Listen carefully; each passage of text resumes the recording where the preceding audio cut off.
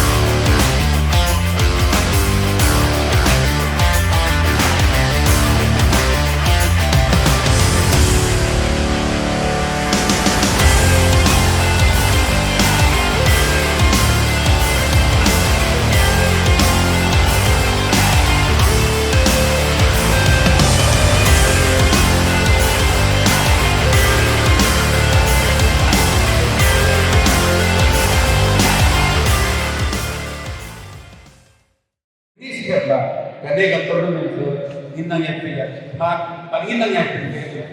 ya Southwest Casiles Badminton Association nagalit din nga ay kung kayo hindi bari ba yung simenta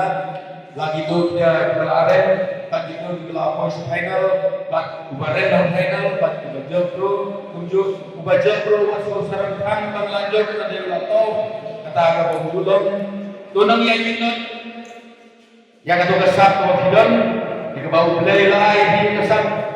nakibok kinuwe niya bi, pagsimpoy, shadow state level, shadow national level, kuat shadow international level, kadang nakuha bat ay kibok kinuwe niya bi,